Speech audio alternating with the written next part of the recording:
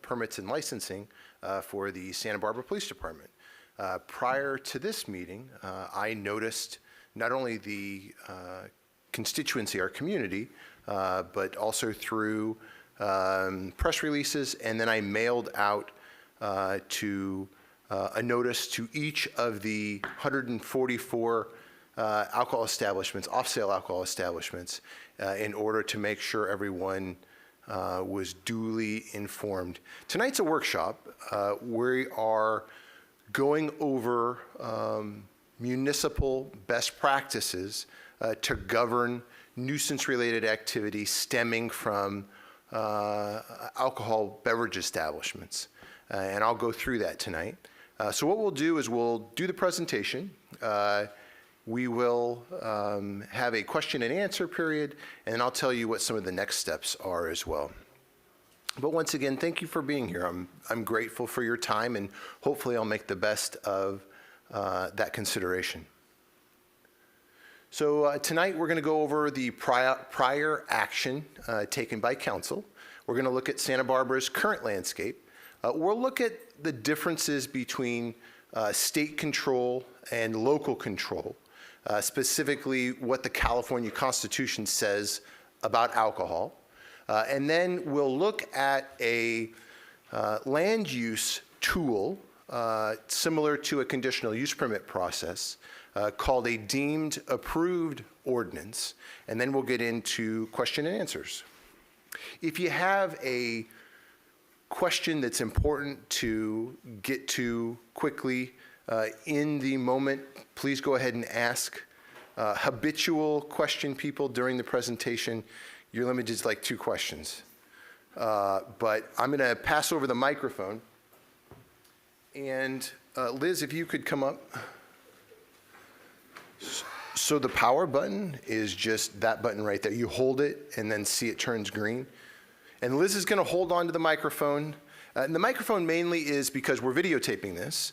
So you will be able to see this at a future date via the city's website. It'll be posted online. So prior action taken by the Santa Barbara City Council. This dates back to 2017. 2017, the council discussed what they would like to do to enhance local control for alcohol establishments. They took further action at that time to direct staff to explore enhanced oversight for off-sale alcohol establishments with the Ordinance Committee.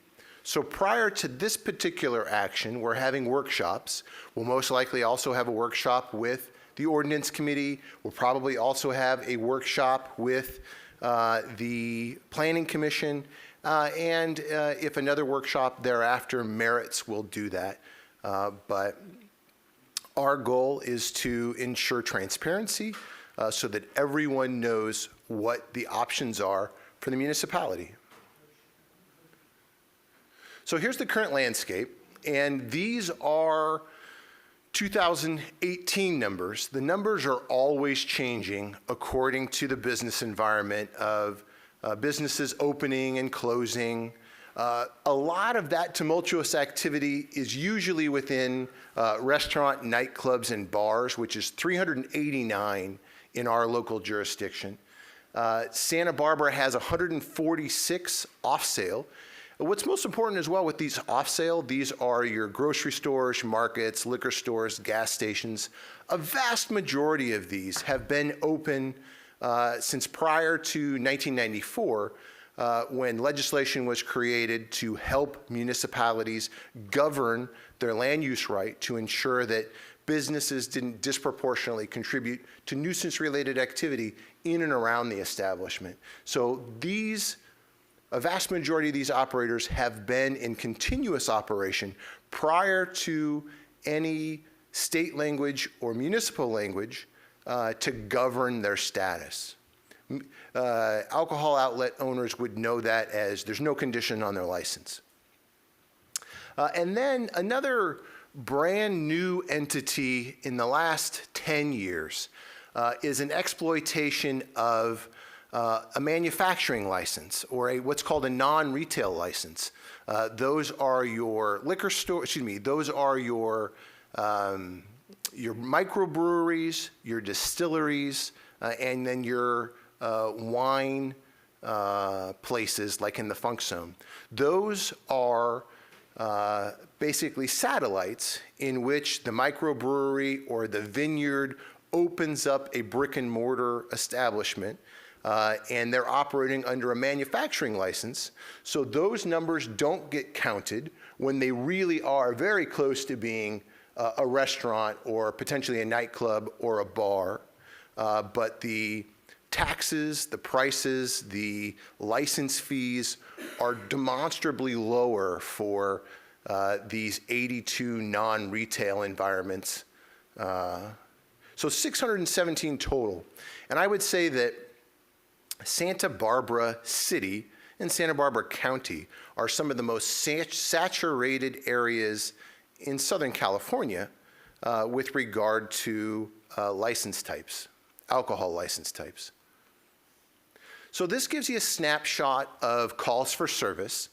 All the way to the right is the total call for service for the entire city. So 2015, 88,000 calls, down to 2019, to where the year's not over yet. We're at 50,000 calls or so.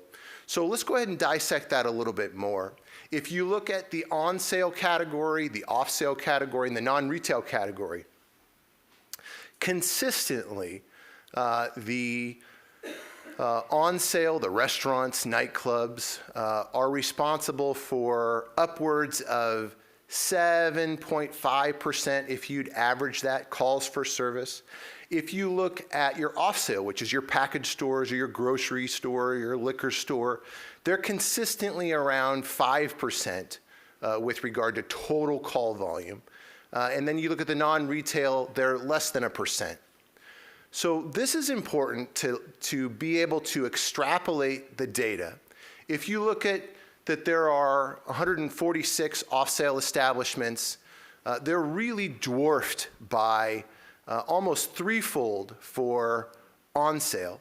So you look that's, call it 7.5%. You go to off-sale, which is 5%. What seems to be glaring when you look at the numbers is that off-sale liquor establishments are disproportionately creating a serious call volume for the taxpayers in the city of Santa Barbara, almost on par with something that's 3 times their size with regard to brick and mortar restaurants compared to the off-sale package stores. So keep that number in mind. Roughly 5% of total calls for service are attributed to an address that's at a liquor store. Geographically, where would you find the off-sales? So the Alcoholic Beverage Control has tools on their website, which is abc.ca.gov. You go on there, you take a look at the tools with regard to the city of Santa Barbara, and you can look at the address of each establishment. But in the city, do you know where, generally speaking, you would find the most off-sale? Well, there are 146, so we only have like 7 miles from exit to exit, so they are blanketing the city. Yes? So when you say you have a call for service, So what I'd like to do is, if you do have a question, I want to get it on the microphone because we're videotaping it, and we don't have audio for your question if we don't. Go ahead. all right, so I don't think the microphone's on. I think you have to. There you go. for off-sale licenses, you said that when you have these calls for services recorded, that what these are is at a specific address, yes? And you've tracked it to an off-sale premise establishment. You don't have any way of tracking near off-sale premise establishment calls. Will you say that again? Near. So Near. something that happens within a block. Sure, of I an can. off-sale. Do you have a way Yeah, of tracking absolutely. that? We can create heat signatures on a particular. I'm going to get to that in a second, so you can take a look, so you can see what that looks like. And it's important to see that I've been in this for, call it 15 years, looking at evidence-based alcohol research. And it is, number one, evidence-based. Number two, it's scientific. And number three, it's been peer-reviewed by scientists like at National Institute for Health, Substance Abuse Mental Health Service Administration. So we're just not making stuff like this up in thin air, where we say that it's scientific to say that there's a higher propensity of crime in close proximity to an alcohol outlet than there would be outside of that. And I'm going to show you a slide where it's a study that I did about 10 years ago that shows that very result. But let's look at the cost. So if you do the average calls for service for the off-sale outlets, for those 146 off-sale establishments, when I say off-sale, you're taking the alcohol off the premise. So off-sale also means liquor store. But the off-sale pertains to the fancy language that the Alcohol Beverage Control Act uses. So that's why I'm saying off-sale. So 4,085 calls as an average in those 4 years. Each year, that's costing just the police department $850,000, almost $858,000. Over 5 years, that's costing the police department $4.2 million. And when I say that's costing the police department, I use that broadly in that the taxpayer is out those police services because we're responding to these particular areas. What I'm not taking into consideration is everybody else that responds, whether it be AMR or the fire department or the person going off to cottage because of an alcohol-related illness. So the expense to the community is quite broad. There we go. So, oh boy. Can you go back to slideshow on yours, on mine?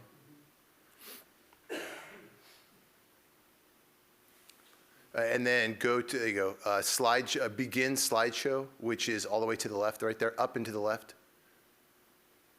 To your other left, right there. Yes, that's fine. All right.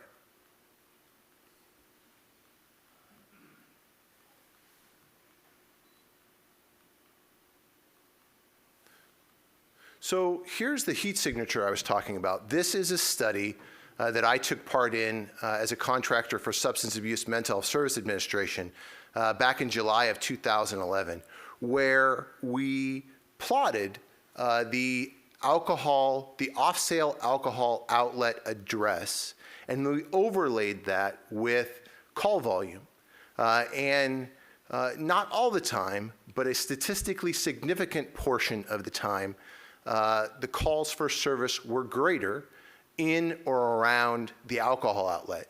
So that's not just National City here. In this particular example, it's a vast majority of major metropolitan areas and then minor markets like the city of Santa Barbara with regard to alcohol outlets, off-sale alcohol outlets. So everybody is grappling with the nuisances associated with that, which would be graffiti or loitering or drug sales. These pictures are from Oakland. Oakland has a local control ordinance to where you have a serial inebriate population, chronic homeless population, public drinking. All these are nuisances associated with the alcohol beverage establishment. We can get into urinating in public, petty theft, panhandling, drunken public, domestic violence, assaults, sales to minors. Now, going back to domestic violence, evidence-based research shows the closer an individual is to an alcohol outlet, the higher the likelihood there is to be domestic violence in and around that particular area. So these pictures are from the city of Santa Barbara. One of our largest culprits to these calls for service and nuisance-related activity in and around the establishments are these 50 milliliter airplane bottles. The airplane bottles are the bane of our existence. The alcohol beverage control, the state alcohol beverage control, no longer allows those as a state condition to where, like I said, a vast majority of these 146 actors have been open in continuous operation prior to there being any law governing them. And then they have grandfathered status, meaning that you can't impugn on them conditions because they enjoy a status in which they operated prior or grandfathered to the law itself. The next real challenge here in our municipality is single-serve beer. Now, single-serve beer in itself is not necessarily a problem. Single-serve beer that's been refrigerated is a challenge. And there's a science behind that to where the optimal temperature of a beer is 38 degrees. And when that beer rises to room temperature, it has a point of diminishing returns, meaning that you're less likely to drink that beer the warmer it gets. So, therefore, while you have a cold single-serve beer, you are likely to drink that potentially in the parking lot, in your car, on your way home. And we have found that in the calls for service that many of the individuals that are responsible for these types of calls are drinking beer in and around the establishment, a single serve, served at the optimal temperature. The other thing that gets to the single serve beers is they're attractive because of their price point. The lower the price point of an alcoholic beverage, the greater propensity it is to contribute to nuisance-related activity in and around the establishment. The higher the price point of the alcohol, the less likely it is to contribute to nuisance-related activity. Another one is stores that are operating outside of their preordained or established footprint that they turn into the alcoholic beverage control. So when they get a license, they have paperwork that basically says, this is where I'm going to sell my alcohol, and then they expand and they expand and they expand to where pretty soon it's just 100% alcohol, and there's no ancillary benefit to the community for other cold beverages or food or toiletries or anything that would benefit an already depressed portion of our community. The other challenge is the size of the spirit. When I say beer, wine, and spirits, spirits are your hard alcohol. So if you look at the Jack Daniels, they have actually 5 sizes. The first size would be actually 6 sizes. The first size would be the 50 milliliter airplane bottle, and then you can get just a little bit more, which is 100 milliliters. And then here, all the way to your left, is a 200 milliliter, and then the $8.49 price is the 375 milliliter. Then you have the, actually a 750 milliliter all the way to the right, 200 and, help me out somebody here. 375 in the middle at $12.99. There we go. So like I said, the higher the price point, the lower propensity it is to contribute to nuisance-related activity. So we don't really have a problem with 375 milliliters or your 750 milliliters. We have a real challenge with stuff that's easy to conceal, walk around with, which is your 50 milliliters and your 100 milliliters, your 200 milliliters. So those are real challenges for the police department for this particular city. So the other thing would be that alcohol outlets have a responsibility for the privilege of their license to make sure that they clean up after themselves, whether that be landscaping, or hear trash in and around the establishment. So the picture speaks for itself that some of these alcohol outlets, not all alcohol outlets, but some of the alcohol outlets are what's called an attractive nuisance, meaning that they are attracting at a disproportionate amount ill-advised behavior from any walk of life that would choose to go to this particular establishment. Imagine a mom and two kids that are getting done with soccer. Do you think that they would want to go in there and get themselves a beverage? They probably wouldn't. They'd probably go somewhere that might be visually more attractive. And that's why the Alcohol Beverage Control demands that the establishment, through their conditions, clean up after themselves and make the establishment attractive for the privilege that they have to sell alcohol. So this is another picture two pictures in the city of Santa Barbara. The picture to the left speaks volume in that the serial inebriate drunk him or herself into a state to where now they're underneath the sheet there. And once again, the alcohol beverage establishment is responsible for controlling the behavior in and around their establishment. So this would be a direct violation with the Alcohol Beverage Control Act. The other is single-serve trash. We have single-serve trash like this, single-serve beer, all over the city. And this particular blight makes it less attractive for the community as a whole to frequent these particular areas. So, like I said, they're attractive to bring about an illicit clientele. Here's another one where we blocked out their face, but loitering in the front of the store. Once again, they're responsible for controlling the environment and ensuring that people aren't loitering in and around the establishment. According to the Alcohol Beverage Control Act, alcohol establishments are responsible for cleaning up graffiti like this within 24 hours.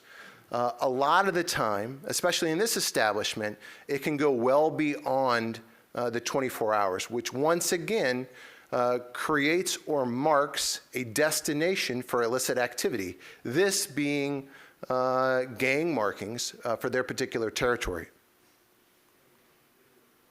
Once again, same thing. We have our local friend and homeless individual that is conducting his business of counting his cans in and around this establishment. Once again, the owner of the establishment is not lawfully maintaining their environment.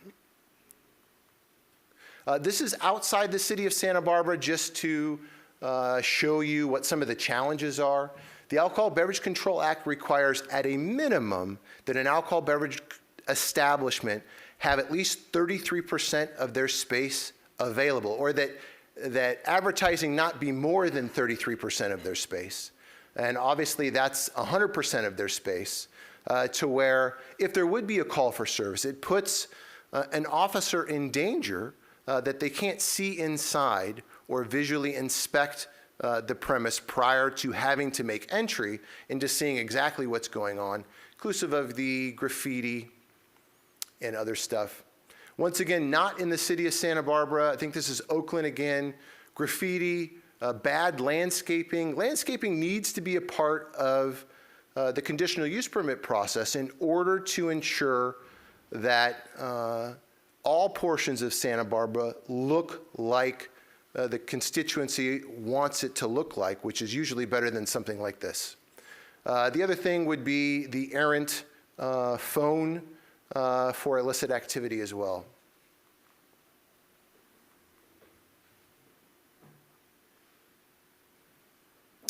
Once again, you've seen pictures like this, but alcohol-related trash, not being responsible for their environment. This is Oakland again. So now let's look at the current snapshot of what it's supposed to be like for the Alcohol Beverage Control Act. So the Alcohol Beverage Control Act says that an on-sale environment means that there's only supposed to be one alcohol restaurant for every 2,000 residents. So 2016, I think we had 91,000 residents or so. In an off-sale environment, which is your liquor store or package store, you're supposed to only have one license per every 2,500 residents. So we'll look at what that looks like in Santa Barbara. A beer and wine is one license for every 2,500 or one license for every 1,200 when it's combined with another off-sale general license. It's fancy language that's meant to be confusing. So just go with the off-sale, one license for every 2,500, and that'll get you a good litmus test of what we're supposed to look like according to the Alcohol Beverage Control Act, according to the state governing authority. This is what we actually do look like. So for restaurants, we have 133 that sell beer, wine, and spirits, where the state says we only should have about 46. Restaurants, beer and wine only, we have 196, or one per 471 residents. Now go over to your off-sale beer, wine, and spirits. The state says we're only supposed to have 67, but the state says we only should have 37 licenses, but in actuality, we have 67 of the beer, wine, and spirits. There are 76 licenses that are just beer and wine only for neighborhood package stores. So what did I want to say? I wanted to say something. Oh, there we go. So the state has license types. So the license type would be a type 20 or type 21. So a type 20 license type is beer, wine only for a neighborhood package store. And a type 21 license is your 67 up there, and that's beer, wine, and spirits.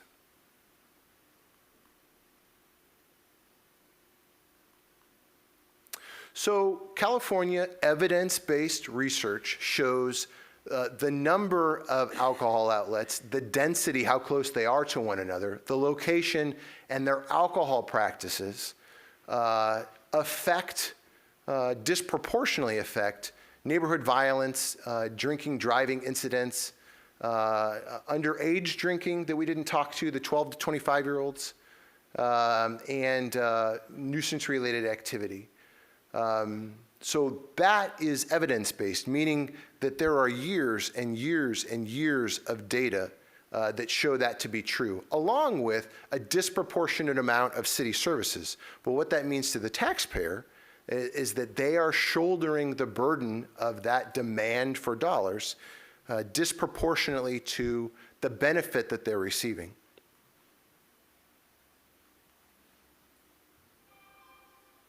There we go. So some of the on-sale alcohol establishments are intoxicated drivers, belligerent patrons. Off-sale is prone to package abuse, and then public drinking, graffiti, loitering, litter, all the stuff that we've looked at previously. So here is Santa Barbara's posture. Santa Barbara regulates alcohol currently in 3 different ways. Number one, the police department, me, and our police technicians review the applications for new licenses related to crime and census data.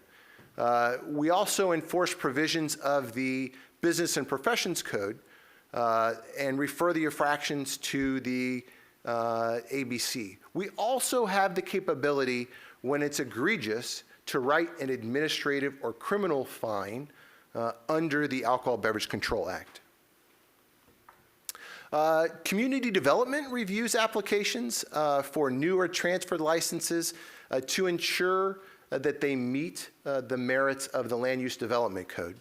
The city does not currently require a conditional use permit process for new alcohol outlets. A conditional use permit process would mean when a new outlet comes online, there would be conditions governed by the municipality to ensure that they don't disproportionately contribute to crime, violence, and nuisance-related activity in and around the establishment. So these pre-existing establishments, the 146 actors that we currently have, are grandfathered, and they're currently exempt from any new language that would be developed for a conditional use permit process because they exist prior to that language being adopted. And parks and facilities, city facilities, Parks and Rec does the alcohol there. Alcohol consumption is restricted. And then I think this is still the case. 14 city parks and facilities allow by permit. They could have changed that. This is from 2018. So let's look at the difference between what we currently have, which is complete state control. So we have complete deference to the state to govern all aspects of alcohol in our municipality. So currently the state takes the lead. The Alcohol Beverage Control is the sole agency responsible for issuing a license, and they have the sole responsibility for dictating conditions. Technically speaking, I am a protestant of record with the Alcohol Beverage Control, and they decide if they want to take the conditions that the police department has leveraged on that particular protest to enforce it. Sometimes they don't do that. Because of saturation levels, they do consult with us. I'll tell you that our relationship with the Alcohol Beverage Control is leaps and bounds better than it was several years ago. I would say that we enjoy a really good, close working relationship with the Alcohol Beverage Control and their staff, but there are limits to our ability to enforce something predicated on the Alcohol Beverage Control Act, which goes back to 1954. So locality is left with being a protestant of record, becoming a protestant, prohibiting any new license, or not protesting anything at all. But when you do become a protestant of record, it's predicated on, well, we will allow the establishment if you accept these particular conditions. But like I said, not all the time does the ABC put conditions on a license that the city would like to have. So the overall governing document of alcohol in the state of California is the California Constitution. Title 22 basically says that the state controls all aspects of alcohol with regard to the sale. And preemption basically means that the overall governing authority is the state, but there are certain caveats in which the locality can take part in restrictions. That is expressed in California Business and Professions Code 23790. 23790 basically says that a municipality can govern its own land use rights, and when the municipality is able to articulate that a certain class of business is responsible for a disproportionate amount of nuisance-related activity, we can put conditions on the license if there's language in the code to do so in order to dissuade that activity. The city of Santa Barbara currently does not have any expressed language in the land use development code that speaks to that. So one other sort of inside baseball with regard to the state is a term called public convenience or necessity. And basically, sometimes the state is able to govern public convenience or necessity. Sometimes the municipality is able to govern public convenience and necessity. Basically says, is there a necessity or a public reason for this particular outlet to be here? And we control, basically, the municipality controls 20 and 21, which is your liquor stores. So let's get into that. Basically, the other thing, you get into high crime and overconcentration. Overconcentration is well over the number that the ABC says you should have in your particular municipality. Remember, we have a whole bunch more than we are supposed to have according to the Act. And then high crime. So this governs the actual document of public convenience or necessity. Let's go straight down to the local governing body. So the only thing we have control over to say from the very beginning of the license, yes or no, is liquor stores, convenience stores, bars, if we've expressly stated that in the Land Use Development Code, of which we don't have that language currently in the city of Santa Barbara.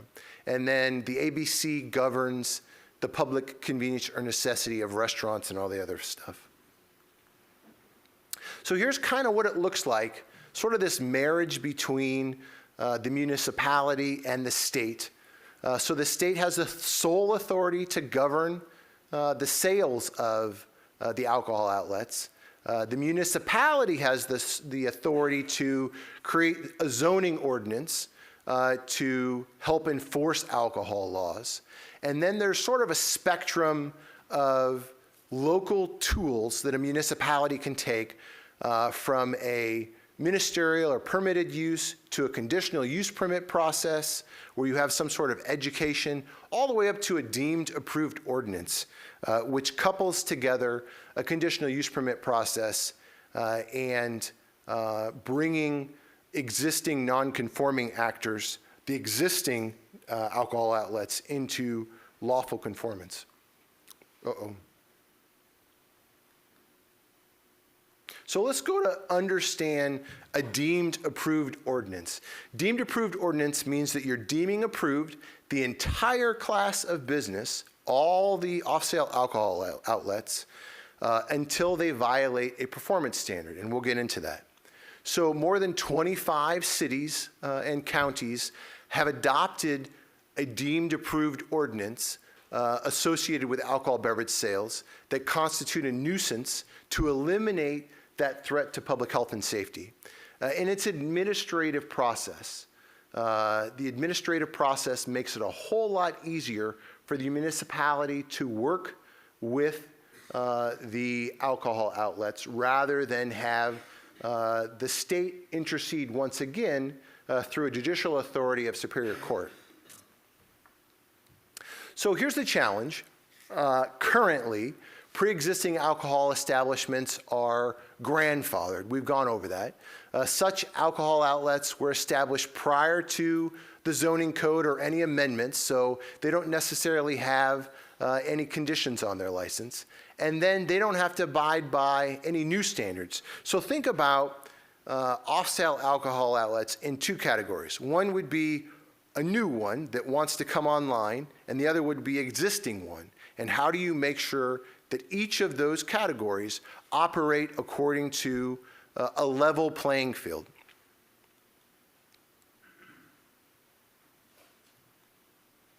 So a deemed approved ordinance increases local control.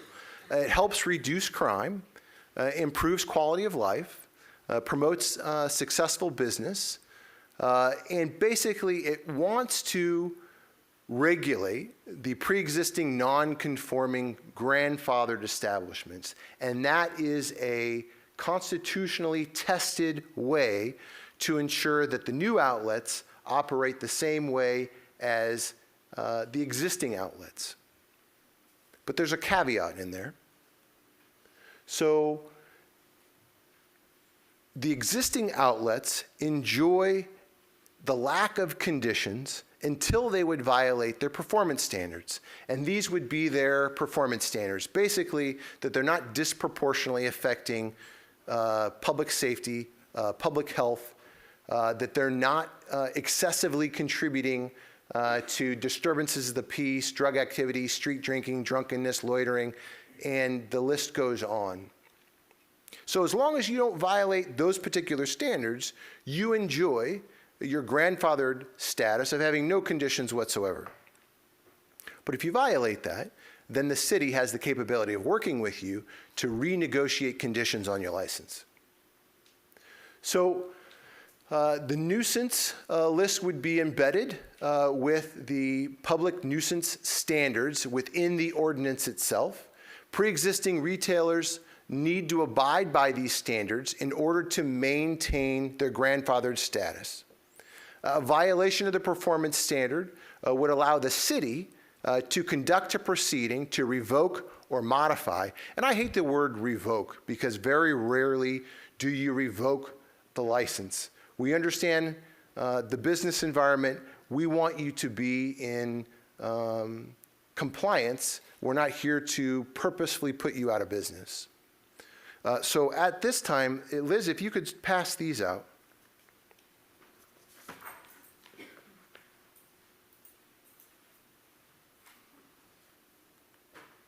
So here's about what the flow chart would look like. We would receive a complaint. We would verify that complaint with a local civilian or alcohol license officer. And most importantly, we would meet with the business owner to do our very best to ensure that that particular individual get into compliance without being punitive. The whole goal is to gain compliance without being punitive. So we meet with the individual and we try to abate the problem. If the problem is still not abated because the activity is so egregious that we're still having problem, then it would go to an administrative hearing. That administrative hearing would probably go to the Planning Commission.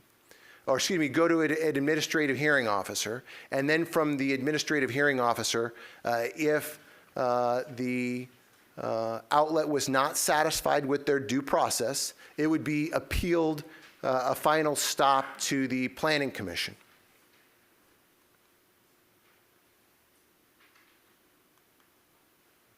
So there are dual benefits. One benefit would be to the city. The other would be to the business as well. Some of the benefits to the city would be local regulation, potentially self-funded from the general fund dollars or restricted dollars specifically to this particular program. You'd be able to decrease sales to minors, hold the owner responsible, create a fast appeal process, and reduce the demand on city services. But it would also level the playing field. So let's go to benefits for the business.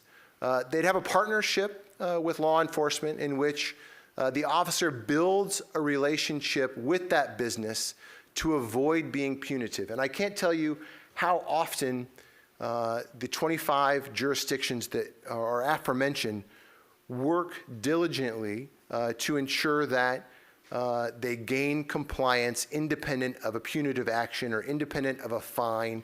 The whole goal is to get people back on track so they're not disproportionately contributing to crime and violence. You also would have an increased safety not only for employees, but patrons and the neighborhood. And then you also would enjoy a reduction in your risk and liability and your insurance premiums. So this is probably the most serious question in that, will the DAO want to close my business or my ability to operate? And the goal of the deemed approved ordinance is to bring businesses into compliance, not close them down. I did a study of 16 different cities that had a deemed approved ordinance identified with the same best practices that the city is entertaining. According to those results, of the 7,300 licensed businesses that were subject to a deemed approved ordinance, only 4 of those had their land use rights revoked or suspended. Of these, 2 were suspended only for a brief period of time, and then 2 more had their conditional use permit completely revoked. That would mean you're going out of business. And the 2 latter cases, action was taken because of their highly problematic business practices and their repeated offenses. The goal, and we are serious about the authenticity of it being a partnership with the retailer, community, and the police department. That used to say enforcement, and I changed that to compliance because enforcement wasn't what I was trying to project. Compliance is what we're looking for. This is an officer from Ventura. Ventura has had an identical ordinance, Ventura down the road, for about 13 years now. So keys to successful implementation are compliance or enforcement, education, and then it be fee-based. There has to be some way to govern this particular ordinance into perpetuity. If you don't have a perpetuity clause, it dies a death of 1,000 deaths, just like other ordinances that are not enforced because there's not the ability or the human power to be able to take action on something that's already on the books. So you need a fee-based mechanism to ensure a level playing field and to ensure overall compliance into perpetuity. Here's what a fee structure would look like. This is constitutionally tested. This is constitutionally tested in the courts. It's constitutionally tested and it does not run afoul of Proposition 26, which would be the difference between a fee and a tax. This would be a fee. So what would govern what the fee would look like? So the hours of operation would take part in that. The volume of alcohol sales at the establishment, the number of police calls for service at the establishment, but I want to go that built into that are many freebies for the alcohol sales establishment to call the police and have that call not be assessed against them. We are looking for a partnership. We're not looking for you not to call the police anymore. The estimated annual cost of police services necessary to monitor and enforce the operational standards, create an education program, and then the estimated cost to run the program, and then the type of alcohol license, whether it be beer, wine, spirits, or just beer and wine. So the duties of a compliance officer, and this probably will not be a police officer, this will most likely be a civilian that does the permitting, helps draft a conditional use permit for the new establishments, and then monitor the existing establishments. They do the inspections, and they target the problem locations. Education is a huge component, and then take part in the arrests, citations, and other ABC's complaints, monitor the minor decoy and the shoulder tap operation, and then the training as well. So this is Ventura. Their calls for service, once they put this ordinance into play, had a statistically significant drop in calls for service. And that would be what we would like to have happen here in the city of Santa Barbara because of the overall fee or cost burden it is to not only for police services, but city services in general. This is Oakland. This is a before and after. This shows you that they took part in a little bit better landscaping. They cleaned up, they painted, they got rid of their signage, and it's a more attractive place to go in than the one on the left. This is City of Ventura. You have some loitering. You have a whole bunch of alcohol signs and tobacco and signs all over the place. This is the after to where they had changed from a vast majority of alcohol to healthier alternatives. You finally can see through the window. This is City of Ventura as well, a store that's responsible for the trash and debris behind their store. They're responsible for the lighting and the safety of people who would be behind the store. And this is the after to where they finally put in some landscaping. They were able to close the back of the store there. They didn't have the gates open. They put in some lighting, and they made an overall better effort. They put up no loitering signs. So now we're to the question part. But before we get to our questions, I'd like you to copy down my email address because there is the high likelihood that we're going to do another workshop with the Planning Commission or the Ordinance Committee. And if you email me and say you want to be on the interested parties list, I can make sure that you know when these next meetings are. So my email address is awagner@sbpd.com, and my phone number's on there as well. So now I'd like to get to your questions now that you've had the opportunity to digest a lot of this material. Liz, let's have you stand up. Liz is going to hold on to the microphone, and the reason why we have the microphone on is because we are tape recording this as well, or video recording it, so you guys can see this later. So let's go. Who wants to be the first question?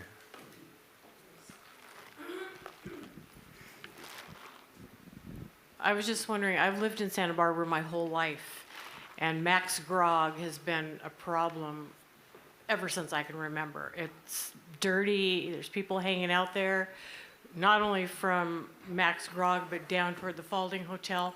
I'm wondering why they even still have a license. Yeah. My other part of my question is, if the ABC has restrictions on people's licenses about their landscaping, they have to keep it clean or whatever, who monitors that? Yeah.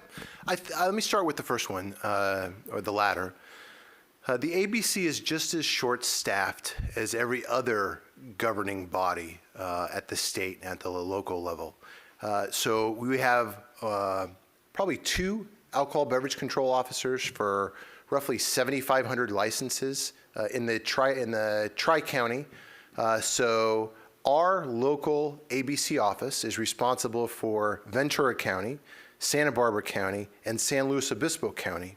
So you have 2 to 3 officers that govern a territory far beyond their ability to be at a licensed establishment with regularity. They're overworked. They're doing their best with what they have, but a law that was created in 1954 through the Alcohol Beverage Control Act, that's what the Alcohol Beverage Control Act is, might not be adequate for the needs of the city of Santa Barbara in 2019. With regard to Max and Grog, the Santa Barbara Police Department has its hands tied legally with what we can do and what we can't do with regard to what's expressly stated in the Santa Barbara Municipal Code. We are governing all aspects of the Santa Barbara Municipal Code, but there are still holes in which we would like to fill. We would like to potentially place conditions on that license to ensure that they're not disproportionately contributing to crime and violence, nuisance-related activity, but we don't have the ability to do that without expressly stating that in the Land Use Development Code or somewhere else within the Municipal Code. That's what we're hoping to accomplish now. I have more of a request for the upcoming meetings. If you can provide citizens with census tract data to show the density of alcohol licenses, I think it's really important for people to see the off-sale and on-site sale. Yeah. It might paint a different picture than what we're seeing right now. And then in other words, I think it would highlight it a lot. Sure. More in terms We of are where oversaturated beyond what any other municipality our size is. If you'd like me to put that on a map, I might be able to work with the ABC to do that and overlay the addresses but we are one of the heaviest saturated areas. So let's just stipulate that, that is a huge problem, that we have far more alcohol outlets than the Alcohol Beverage Control Act originally designed. My next question was going to be, is there any consideration for there to be graffiti abatement included into those fees? Yeah. So that the businesses don't feel like this is punitive Yeah. of them having to have those only 3 days? I can just think of like the mom and pop shops that might have trouble Sure. with getting to that within those 3 days and just having it feel more community. Yeah, and that's why we're having meetings like this, to come up with alternatives to best practices that exist now, because that sounds like a reasonable, good idea that we can look at drafting within a future ordinance.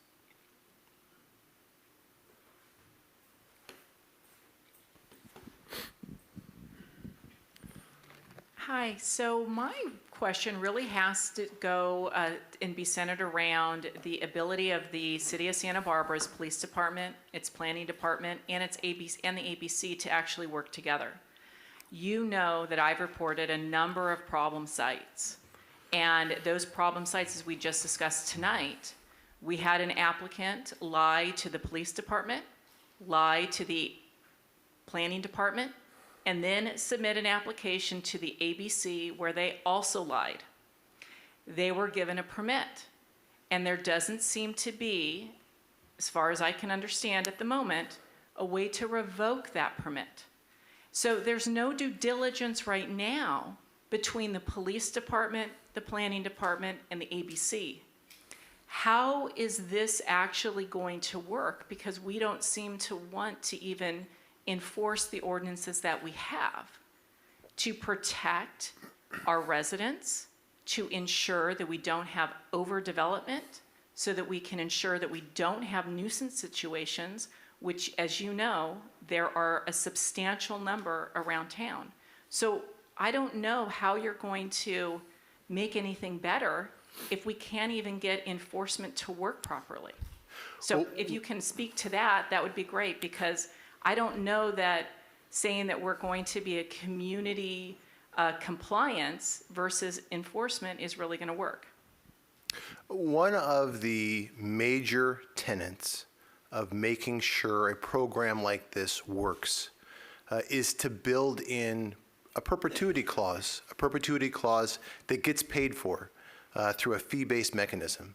Because like you have intimated, if you just write an ordinance and you don't have compliance or enforcement to where you're able to keep track of that compliance, it's not going to work. So the two measures go hand in hand, to where if you want to change your land use development code, if you want to try to govern existing non-conforming actors, you need a fee-based mechanism. But that fee-based mechanism needs to work for the business owner.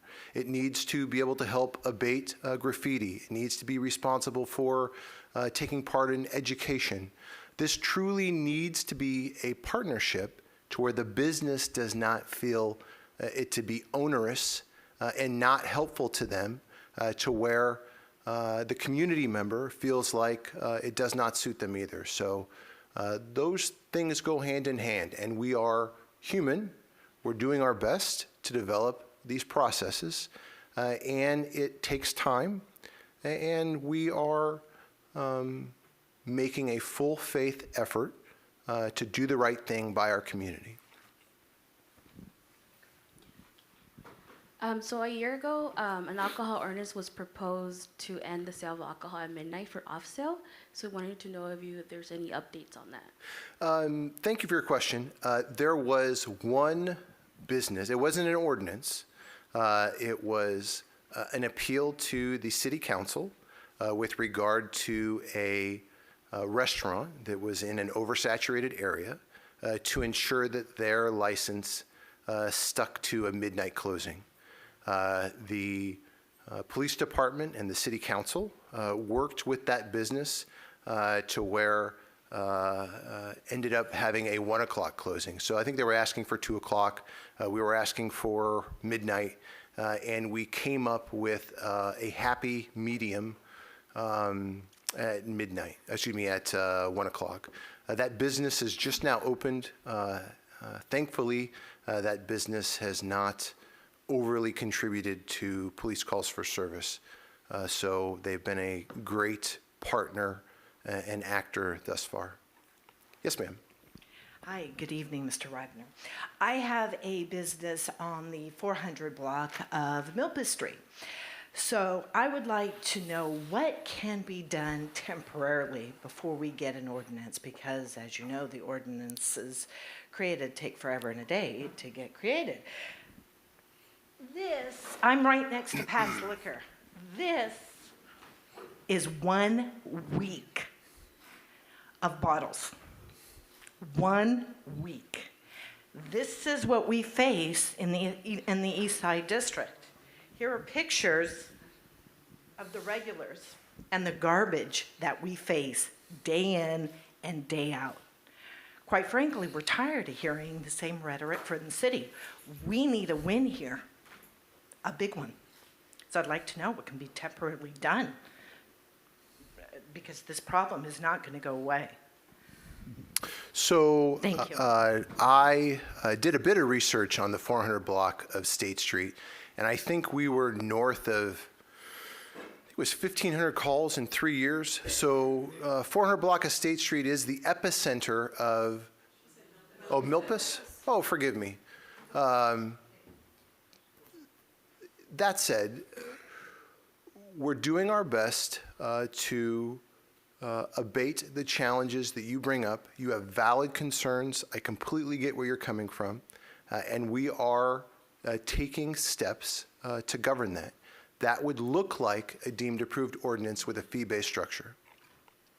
Temporarily, I would say that the police department has a great relationship with the Milpas community in that we respond to your calls for service with 2 officers each time, and we continue to work with you to go after those problems that you talked about. If I may add, Anthony, too, my name is John Bemis. I'm an assistant city attorney here. Apologize for not standing up. I can't, my microphone's seated. In terms of those issues, if you do see people drinking in public, consuming alcohol in public, call the police department. Our office has a city prosecutor, and we're saying keep doing that. Keep doing that, because our office has a full-time city prosecutor. We are charging those as misdemeanors for consuming in public. There's a difference, obviously, so that's all we can ask you to do, is to bring those forth. We're filing misdemeanors. If people are hanging around in a certain area, particularly causing nuisance activities, there is something in the Penal Code, Section 136.2, where we would get stay-away orders. We've done that successfully in parks or other areas if people are always hanging around, drinking, causing disturbances, to stay away from a certain area. So we just encourage you to keep doing that, and we'll keep doing. Well, I understand that. I'm the only thing is I'm providing at least a mechanism. We have a full-time prosecutor. We've done it before. We're continuing to doing it again. We're getting more volume of cases, and that's what we're asking for to do. And we will continue to do that, and we'll continue to do that in prosecuting and stay-away orders if they're particularly affecting a certain area. And that's all we can ask to address the problem. That's the way to deal with the problem. Outside of criminal prosecution on that activity, it's a separate issue versus this ordinance, and this off-sale alcohol process is designed to also address the issue. But to address it in the interim, that's my answer to you on that question. Yes, sir. My name is Eder Gaona, Executive Director for Future Leaders. We work with low-income Latino youth here in the city of Santa Barbara. We conducted a survey with about 545 adults, youth throughout the city, and one of the biggest concern is that Santa Barbara is becoming a drunk zone, especially State Street. But when we looked at the data and we looked at what the Latino community was saying, was that overwhelmingly they were saying that it was becoming a drunk zone. They supported cutting off the sale of alcohol at midnight. And looking at the room, very little Latinos showed up tonight. And so my question to you, that the police department and the city, is what outreach efforts are you all doing besides maybe having 1 or 2 cops that go into these communities to actually inform the community? Because I'm pretty sure that if you reached out you'd get a lot of support. Our families are being affected by alcoholism, I think at higher rates. And a lot of the students that we work with are definitely being affected. And so we'd like to be a partner, we'd like to be engaged, we'd like to bring out support, but we want to know what your investment is to make sure that we can also bring people out to support your ordinances. Yeah, I think you have a valid concern, and I know that approximately 46% of our population is Latino-based.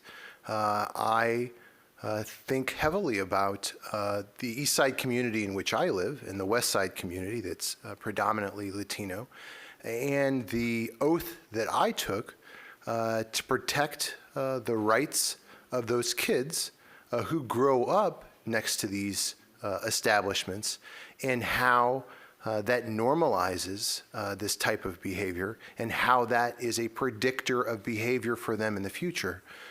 So if I could have a workshop working with like the Franklin Center or having some sort of translation, I would be more than happy to do that. And I'd be more than happy to work with you on that, because I have a duty to work with members of our marginalized community just as much as the people in the room today. Thank you for bringing that up. Hold on, is there any other questions besides? Because I just want to go for one question per person thus far. Is that it? Okay. Oh, there we go. She has a question. I just want to try to keep it fair here.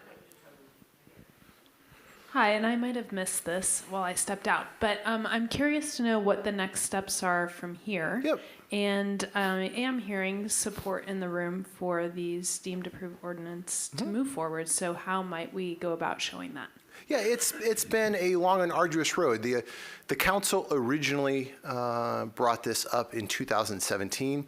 There were a lot of factors that took this long to get here that are legitimate, that the city had to work on other far more pressing issues that met the time requirements for the council. They still are heavily invested in this. The next steps would be to go speak to other members of our community, have a workshop very similar to this, that we would probably have a workshop with the Planning Commission, and then we most definitely would have a workshop with the Ordinance Committee. After that, we would work with the City Attorney's Office to draft language to take into account the feedback that we're getting tonight and that other meetings that we're going to have, and then eventually bring something to the Ordinance Committee, back to the Ordinance Committee, to the Planning Commission, and then to the full council. We're hopeful that looks in the next 6 months. Is that fair? Yeah. All right. Absolutely. Go ahead. If you really care about this issue, work on the east side. Put your office over there and see and feel what we feel day in and day out. I can do you one better. I live there. Work there. Work there. I Yeah, do too. I live and work over there. But do both. Do both over there. Pick up trash. See the problems that we face on a daily basis. Your concerns are palpable. Thank you. I get it, and I share a lot of your concern.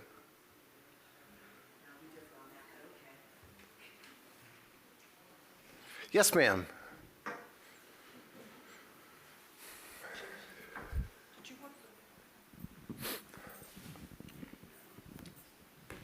Thank you for your time. I'd just like to make one suggestion. Yes, I ma'am. too live on the east side, and I never see officers patrolling. I, in fact, have taken it upon myself to go over to the East Side Park and patrol.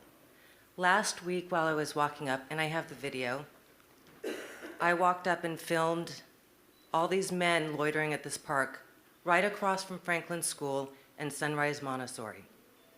As I walked up, a bindle was pulled out of a white substance. I'm not sure of what it was, and they took it up their nose while I was looking right at them. Then another group of men sitting there gambling, and then another group barbecuing and drinking. No kids in sight. I wouldn't let my kids go play there. I live on Aliso Street, 1 block from Milpas, and I walk around and pick up trash too. If I see another one of those little crappy bottles of liquor, I'm gonna throw up. Okay? What's up with that? I don't see any. They're the least expensive alcohol available I at understand the that. liquor Like, store. there should be an ordinance against that. Yeah. That place is, we're riddled with it. Yep, I hear mean, you. It's trash, it's pollution, it's polluting our I do want to social- speak to your concern with regard to the policing of the east side. I can tell you that the downtown area, the east side and the west side, those areas and the lower Riviera are some of the most heavily frequented areas of police officers. I can tell you that you may not see a black and white vehicle, but there are many undercover vehicles that are civilian-looking vehicles that our police officers are driving around in. I would tell you that, at any given time, there's got to be 1 or 2 officers on the east side or the west side. Well, driving around is a lot different than being on the ground and walking. Point made. So- And I will tell you that our street enforcement unit, our youth unit, are regularly on foot, whether it be in the creeks or in the parks or conducting an operation. I feel safe in the portion of the east side that I live in, or I feel safer because I know how heavily frequented those areas are by our police officers. So please take heart in that while you might not see a black and white unit, there are other police officers around, saturating that particular area. Take probably 3 more questions, and then we'll let you all go. And then if you have some questions, you guys can come up to me and we can talk about it. Anna Marie. So I have one comment for the people in the audience, which is the only way we're going to actually get an ordinance is if people show up at a city council meeting and lobby their city council member for it. Because if you don't show up, all of the owners of the liquor stores and the restaurants are going to show up, and we are not going to get an ordinance. So it really is incumbent upon the residents to actually pull their weight if they want an ordinance. Regarding, though, a comment that you just made, which is about, the police officers and calls for service, I've sent an email over the summer to the city council, which is, saw a homeless man drinking on some stairs.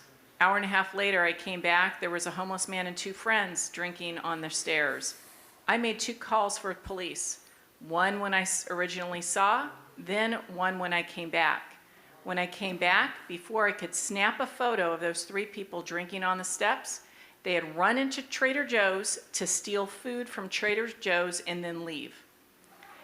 I flagged down a police officer right as they were running away, and that police officer said he had to go to another call.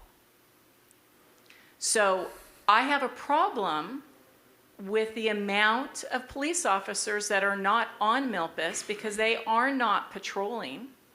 It's better to have a black and white there than undercover vehicles. And we actually have to do something because honestly, I think that you've heard enough tonight that the residents don't feel that enough is being done. We are not protecting our residents. And you might say that, we have plenty of officers, but I think that most people here in this room would say we don't have enough. Thank you, Anna Marie. So I'll speak very briefly to that. The national average for priority 1 calls for service, like emergency call for service, about 7 minutes. We're a little bit north of 5 minutes for a call for service, emergency call for service. A vast majority of those are less than 5 minutes. The average, the median is 5 minutes. We have the highest numbers of officers on the streets now that we've had in about 10 years. A lot of that has to do with officer injuries and a low amount of officer injuries now. A lot of that has to do with changing our force strength in patrol to where now, more than the last 10 years, we have our greatest force strength than in a decade. I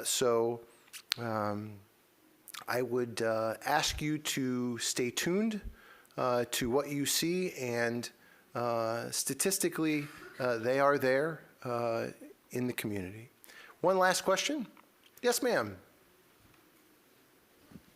So I could go on and on about Ortega Park because that's Yep. in my neighborhood, but Yep. I won't. But I wanted to go back to the beginning of your presentation about the non-retail, and if I understood you right, about the is it the fees for those because they're going under manufacturing are Yeah. lower? Yeah, so. But in most of those, they sell, so why are they not Yep. a retail?